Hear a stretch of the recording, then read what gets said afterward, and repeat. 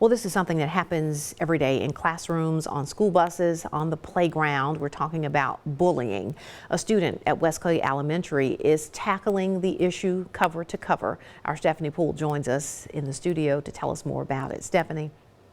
That's right. Atia Henley tells me when someone may not have the voice to speak up for themselves, it's important to help them. The fourth grader shows her class about the power in words. Classroom worksheets and recess. That's the agenda for most students.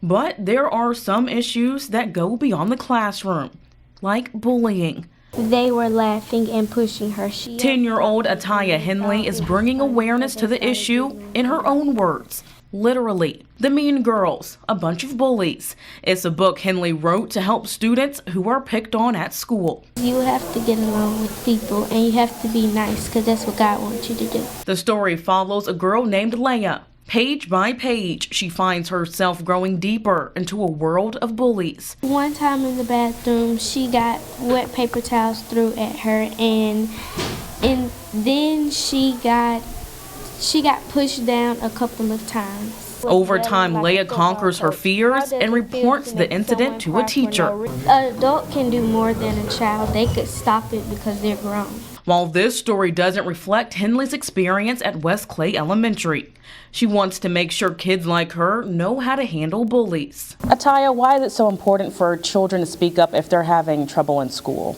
If the person who's getting bullied won't stand up for themselves and let people run over them, they should stand up for them and try to help them out. When I first read it, I was like, "Are you being bullied?"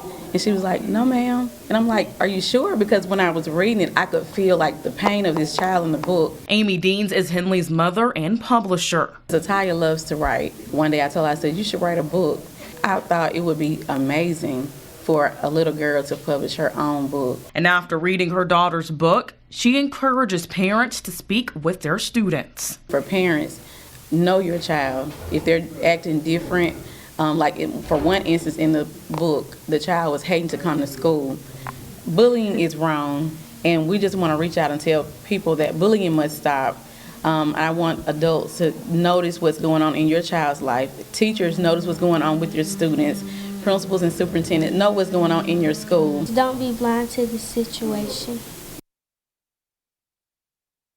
Henley plans to continue writing her stories and reading them to classrooms in the county.